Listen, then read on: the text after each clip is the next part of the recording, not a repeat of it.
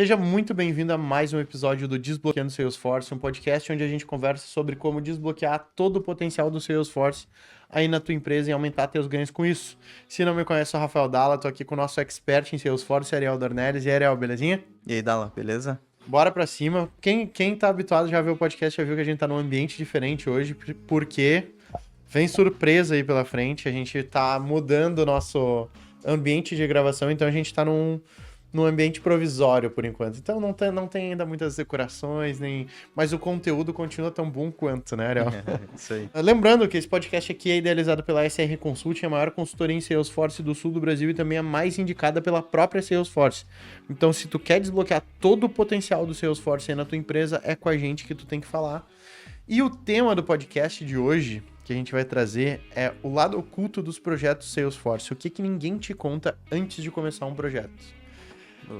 Eu acho que é um episódio que vale já deixar o like, então só pelo título já dá pra ver. Já deixa o teu like, se inscreve aqui no canal e compartilha de repente. Se o título aqui já fez tu lembrar de alguém, já compartilha com essa pessoa que vai valer a pena.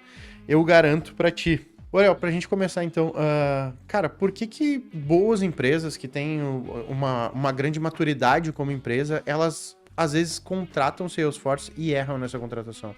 Erram nesse começo? É um ponto bem comum, tá, que a gente tem visto, até por isso que surgiu essa ideia, né, da gente debater sobre. Muitas empresas que passaram ali no...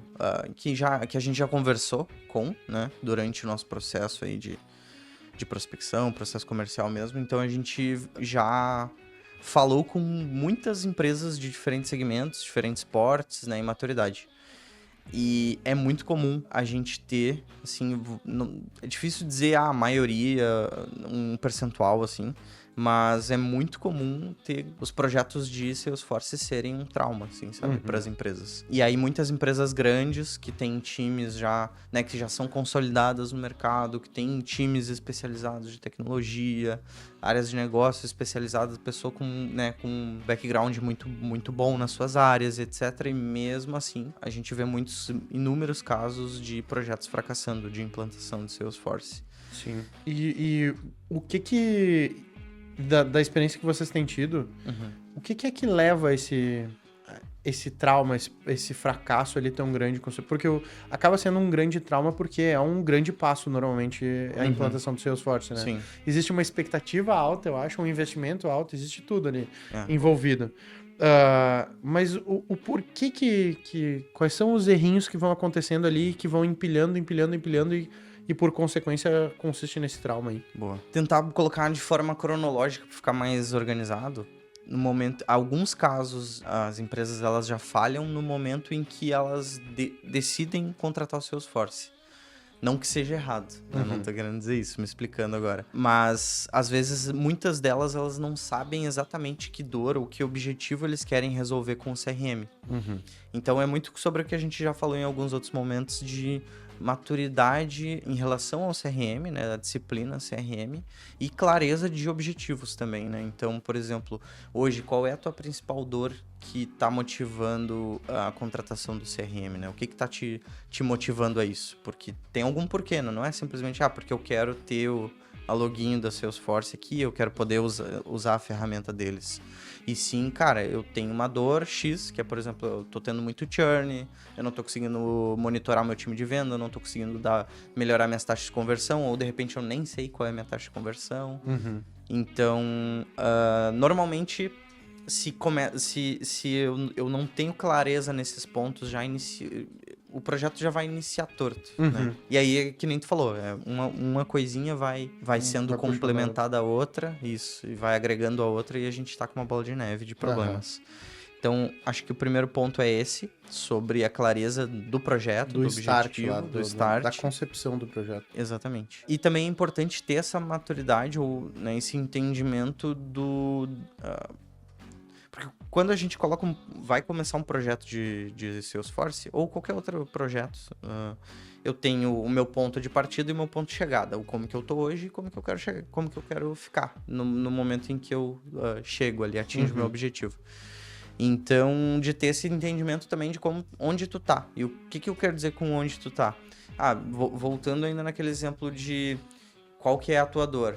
A minha dor tá na retenção. Beleza.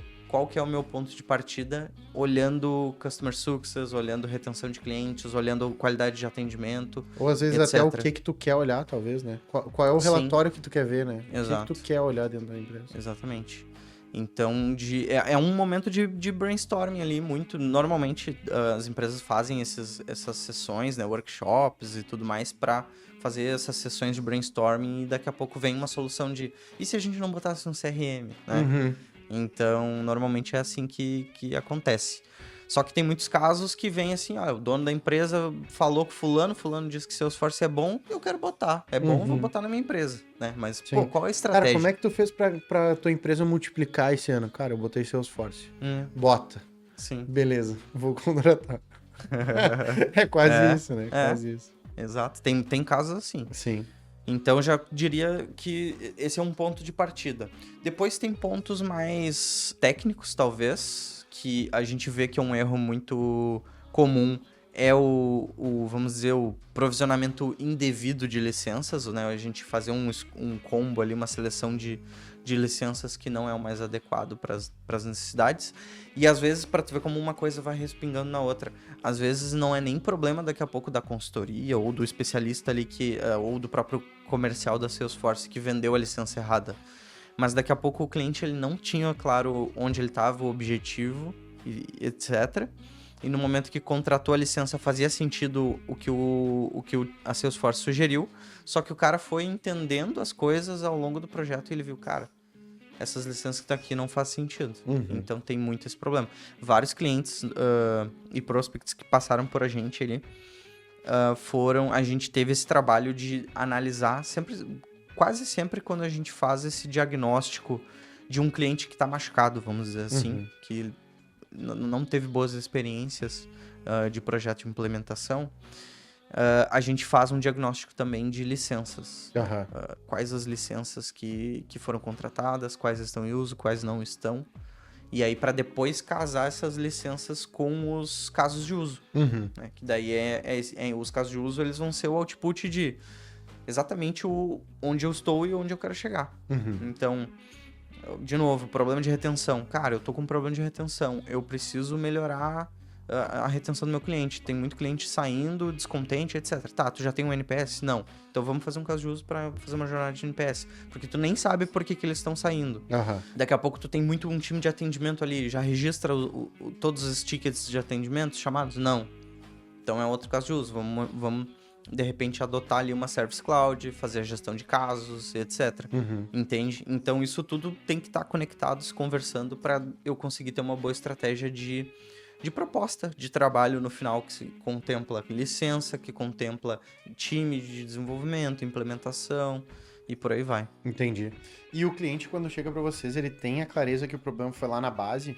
Porque é a base de tudo, né? A base de tudo é essa clareza. Ou ele chega com uma sensação de que não, é no meio do caminho. O problema é o Salesforce, ou o Salesforce não se encaixa. Tipo, porque... Eu vou dar um exemplo, tá? Pra entender, eu acho, um pouco da minha pergunta. Se eu tô conversando com alguém do mercado imobiliário, tá? Existe uma base que eu digo sempre começa aqui. A metodologia começa aqui, pra dar certo. Mas sempre que eu pergunto assim, como é que estão os resultados? Aí a pessoa me diz, tá mais ou menos. Daí eu pergunto, tá, mas por que tu acha que tá mais ou menos? Daí ele vai me dizer, cara, porque o mercado não tá muito bom, porque o financiamento não tá legal, porque isso, porque aquilo. Daí a próxima pergunta é, cara, e como que tá a tua captação de imóveis, que é a base, né? Captação e qualidade dessa captação. Tá mais ou menos. Então é por isso que tá mais ou menos, né? Daí eu digo, cara, não tem nada a ver com o governo, tem captação mais ou menos, resultado mais ou menos. Qual é a explicação, normalmente, que a empresa acha que é, mas na verdade é aquele problema lá da base ali da... Conseguiu entender a pergunta? Eu acho que sim. Não, eu acho que sim. Porque eles chegam... Normalmente ela chega achando que é uma coisa, e aí tu começa a conversar, mas... Como é que foi lá o teu planejamento? E aí tu começa a entender. Sim. Como é que eles chegam pra ti? Por curiosidade mesmo. Sendo bem específico pros casos de projetos traumáticos aí, né? Que a empresa tá sofrendo muito ali, né? Durante a implementação e por aí vai. Normalmente, assim, não é uma regra, mas a maioria dos casos que vem pra gente, o pessoal tá muito descontente com o Salesforce, acha que não é tudo isso, o que foi vendido, acha muito complexo, e acha que também tem poucos prestadores de serviço que conseguem cumprir o que foi acordado. Uhum. Então, esses são os principais pontos de dor, sabe, que vem. E daí tem vários casos onde a gente vê, pô, é aqui que foi o problema, aqui que foi a situação. Então a gente começa a diagnosticar com base daí em conversas mesmo, né? Quase uma entrevista. É um atendimento psicológico já ali. Então, pra gente entender, porque assim, o Salesforce não atendeu o modelo de negócio de um cliente, assim, dizer, cara, tecnicamente é inviável, ele não atende, eu até hoje não vi. Mais de 100 projetos aí que a gente atua pela SR. Porque ele é customizável, esse que é o ponto. Não é que a ferramenta, nossa, ela é perfeita. Mas o que não tem lá, tu consegue adaptar. Consegue implementar, usar as boas práticas e incorporar isso. Isso se tornar uma feature da tua org. Sim, entendeu? Entendi. Cara, e lógico, a gente acabou pulando um pouco, avançou lá pro momento do trauma já, né? Mas e como que, na tua opinião, assim, quais são os sintomas, quais são os sinais que vão dando para que eu, como um contratante Salesforce, eu perceba que eu estou a caminho do trauma? Sabe, ó, aconteceu isso. Ó, fica de olho, sabe? Quais são esses acontecimentos que vão acontecendo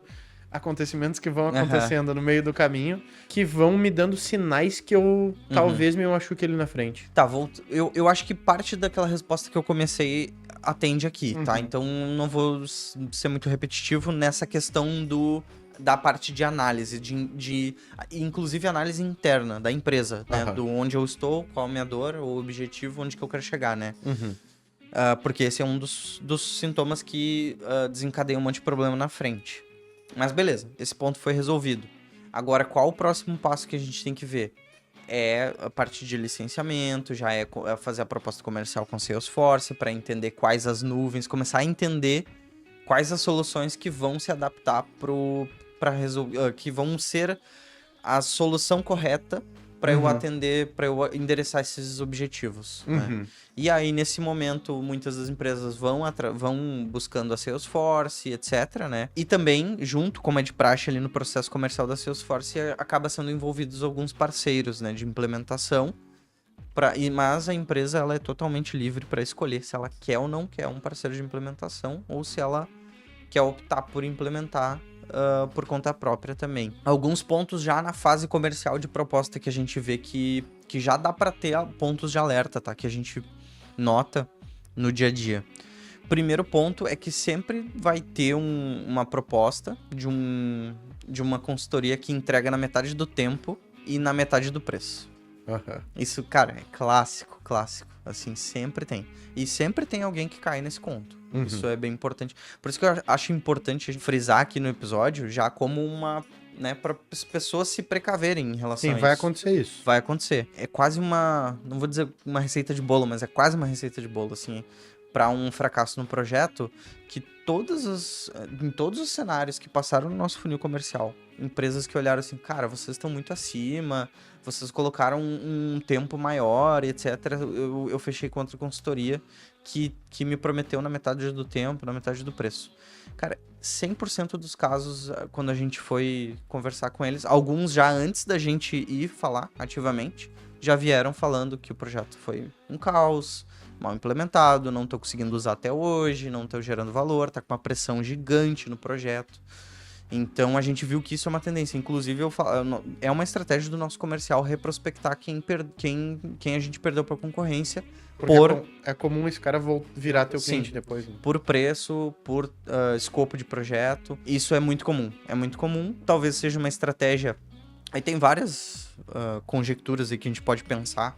Às vezes é estratégia para vender mesmo. O cara diz assim, sabendo que já não vai cumprir, mas daí ele entra, entendeu? Mas tem várias outras situações, mas nem é o foco aqui. O foco é, então, nesses sinais de alerta, né? Então, um orçamento que... Cara, por exemplo, eu vou implantar 2, 3 nuvens. Eu tenho integração com outros sistemas satélites. Eu tenho isso e aquilo. Quando a gente fala de gestão de projetos, a gente tem que é o trilema da gestão de projetos, que eu tenho qualidade, custo e tempo. E eu não consigo ter...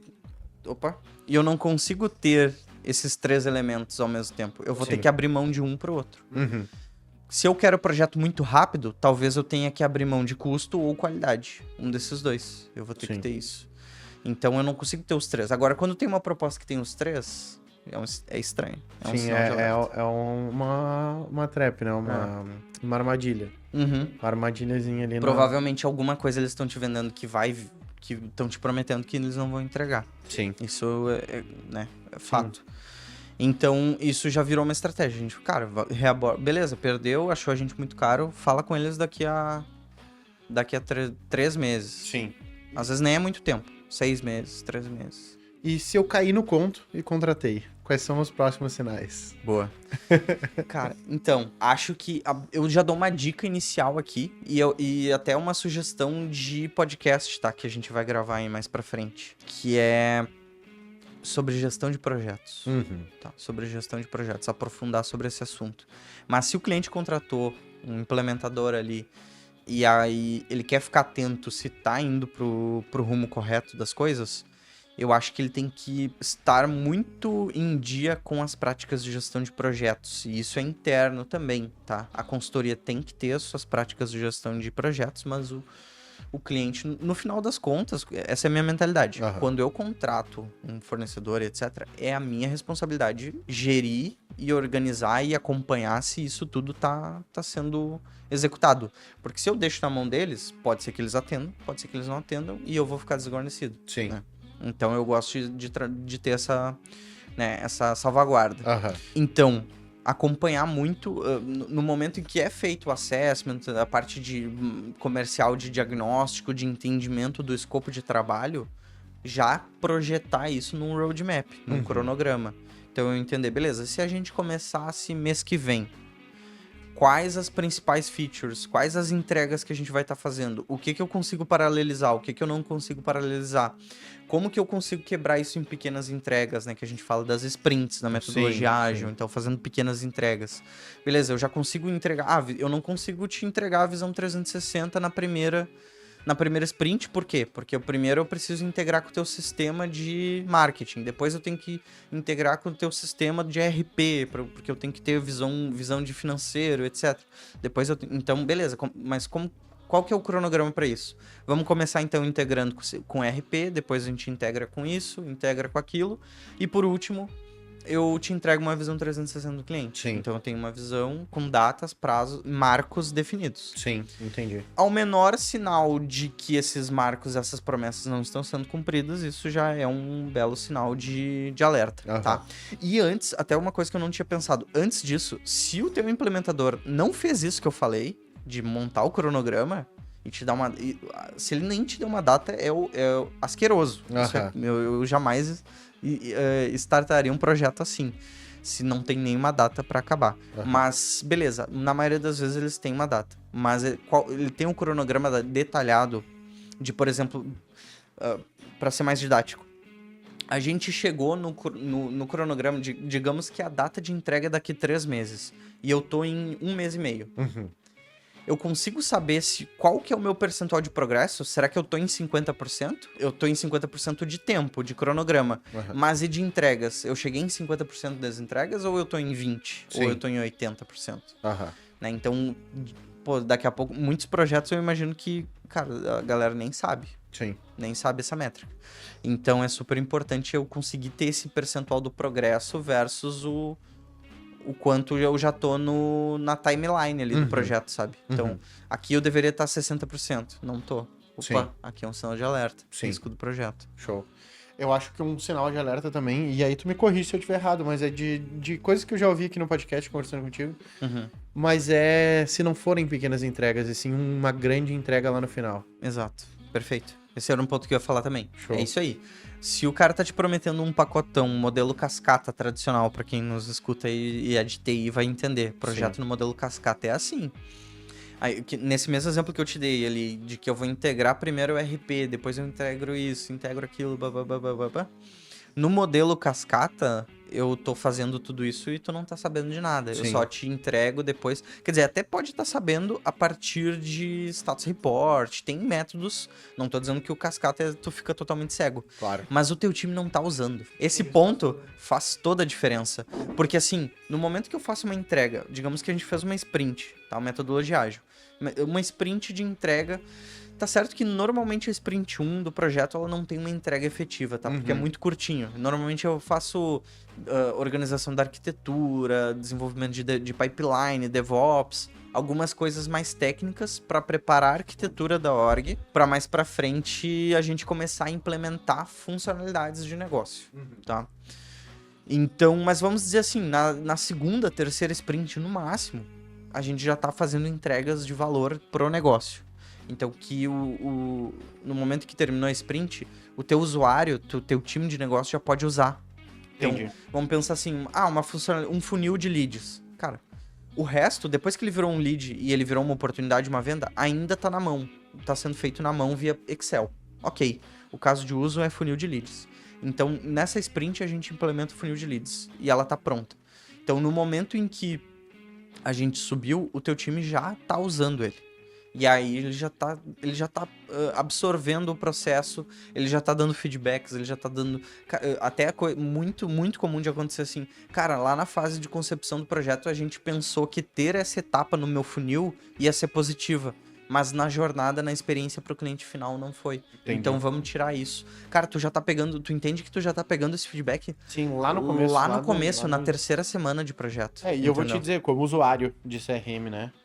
Cara, nada mais positivo para eu conseguir entender todo o potencial do meu CRM do que eu ir aprendendo ele de pouquinho em pouquinho. Uhum. Então, assim, hoje, eu vejo por um CRM dos maiores que tem no mercado hoje, mercado imobiliário. Cara, eu sei usar ele quase todo na totalidade ali, porque a gente tá em 2025, né?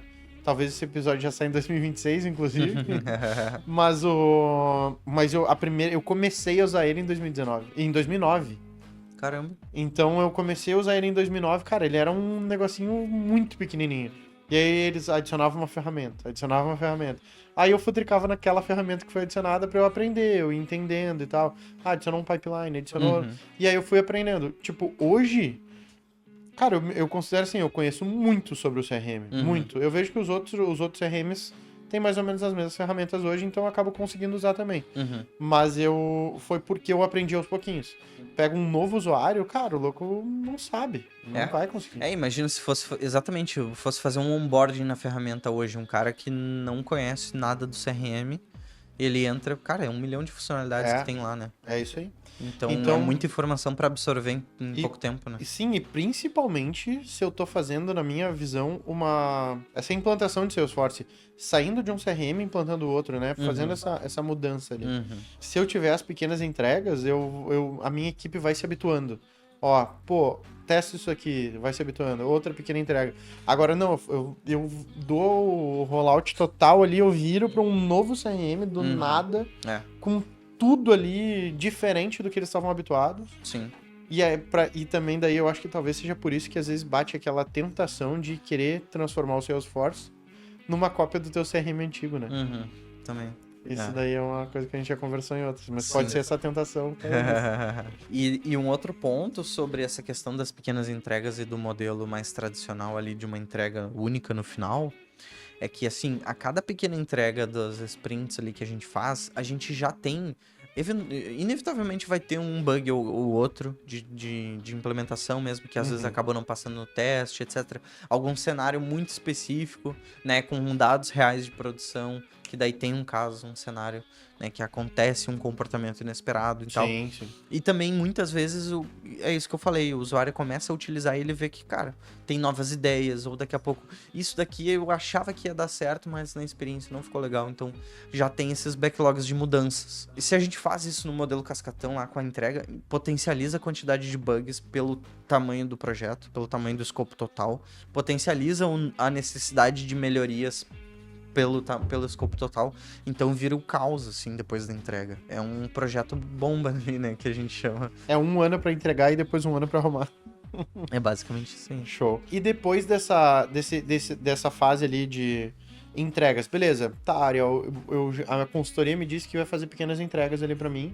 Ou meu time tá fazendo pequenas entregas, seja um time interno, né? Sintomas que as pequenas entregas estão dando problema também. Tem algumas? Boa. Tem. Essa questão que eu falei da quantidade de bugs é importante, tá? Aham. Que nem da mesma forma que eu falo que é meio que inevitável não ter um bug, pelo nível de complexidade de implementação do software em geral ali, qualquer software, não falo nem de Salesforce, eu trabalhei a minha carreira toda como desenvolvedor, então sempre a gente convive com bugs, né? E por isso que a importância também de tu ter continuidade, um time sempre do teu lado ali para te dar o suporte quando esses bugs ocorrem e a gente conseguir resolver eles o mais rápido possível e com o menor trauma possível, né? Mas no momento em que a gente tem uma experiência ruim para o usuário final, então muitos bugs, funcionalidades que não estão se comportando da forma que deveriam se comportar, isso acaba refletindo na adoção, né, no engajamento do usuário. Então, um sinal de alerta grande é a funcionalidade ou entregas que estão sendo feitas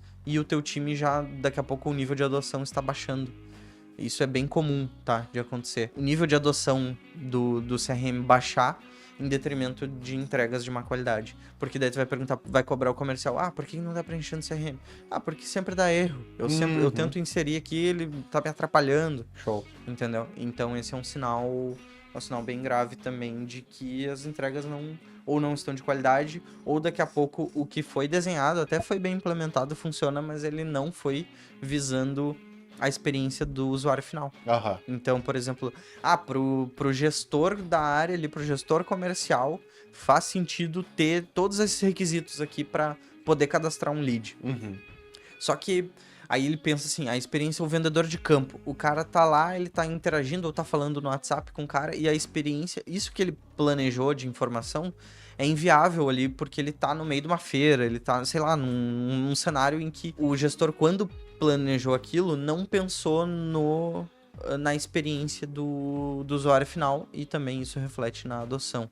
E aí é um caso, não vou dizer que é pior ou um problema, né, melhor ou pior que outros, mas ele é tão ruim quanto, porque mesmo eu fazendo uma boa implementação, eu conseguindo fazer uma boa gestão de projetos, eu entregando funcionalidades de qualidade a nível, na visão de desenvolvimento, tá?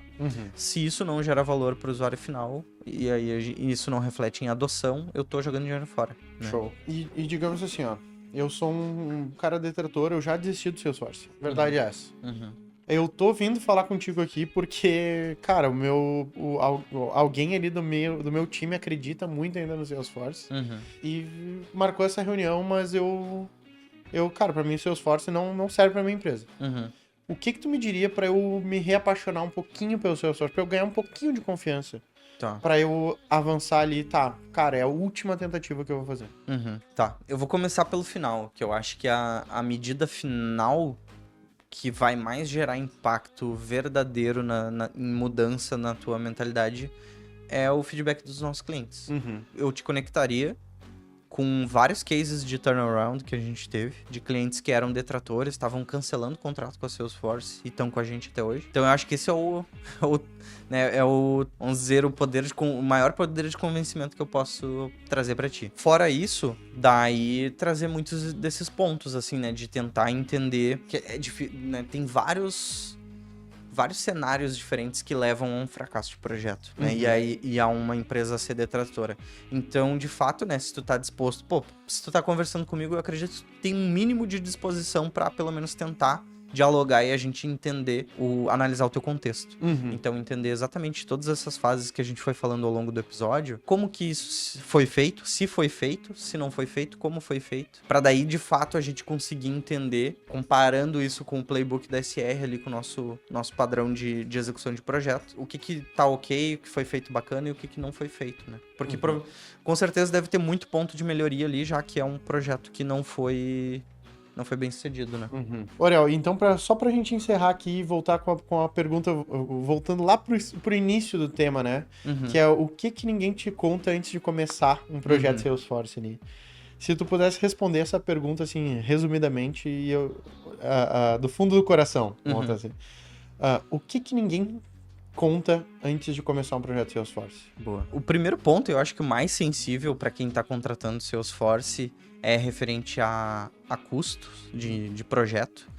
E, assim, pela nossa experiência aí que a gente viu de traumas mesmo, de projetos que não deram certo aí, de outras casas, vamos dizer assim, que vieram, que a gente veio, né, a conversar e entender o contexto deles. Na maioria desses casos, a gente conseguiu identificar um problema de valor do custo real do projeto versus o valor vendido lá no início, na venda, tá? Então, resumindo tudo isso que eu disse com a maioria das consultorias, o teu projeto de Salesforce vai custar mais do que ele está sendo vendido lá no início, na fase de prospecção. Por elas. Na fase comercial. Entendi. Exatamente. E uma coisa que a gente prega muito ali no nosso time comercial é da transparência com o cliente, sabe?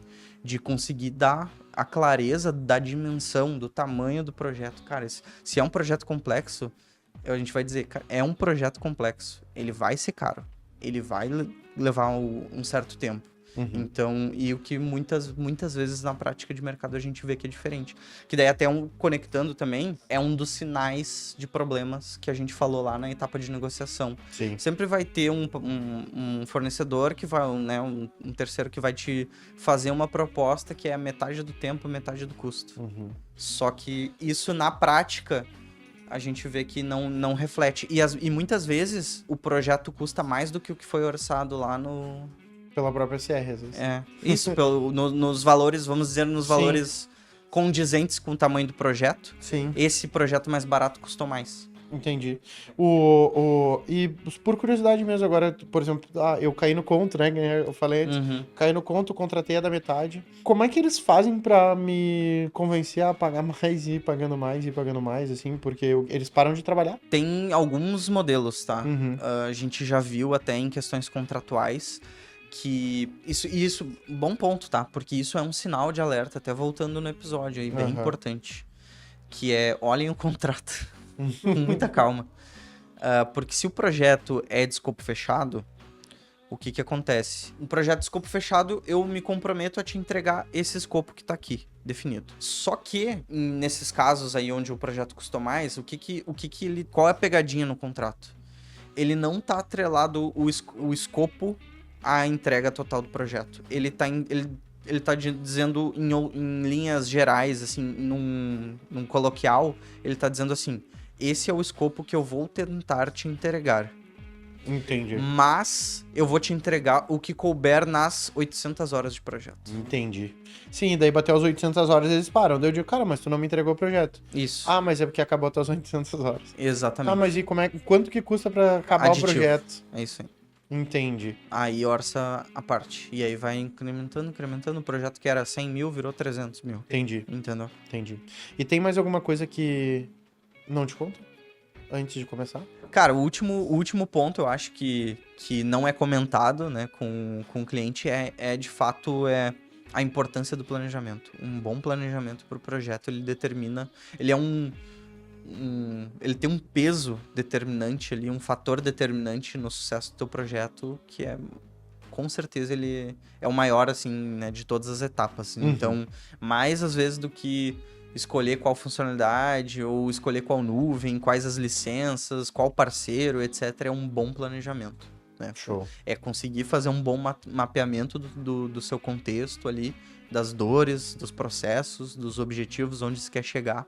E aí, como que a gente vai unir a solução Salesforce, a solução técnica, para que a gente consiga atender os desafios do negócio. Sim. Não adianta, né? Melhor receita pra dar errado é mirar no alvo errado, né? Não tem o que fazer, então é bem isso. Cara, e se tu quer fazer esse processo de planejamento já, pegando o gancho aqui do Ariel, junto com a SR, ela tem um primeiro passo sempre com quem tá pensando em implantar o Salesforce ou resolver algum problema de implantação do Salesforce, que é o processo de assessment. O que é esse processo de assessment? Ele é uma imersão. A SR vai imergir na tua empresa, vai entender todos... tu vai dizer assim, Ariel, eu tô querendo botar porque eu tô expandindo as franquias.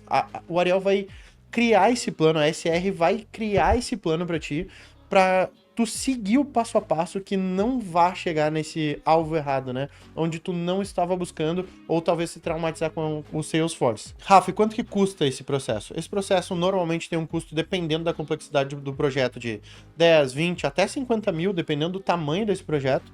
Mas para quem assiste o podcast aqui, a gente te dá de presente esse processo. 0,800 na faixa.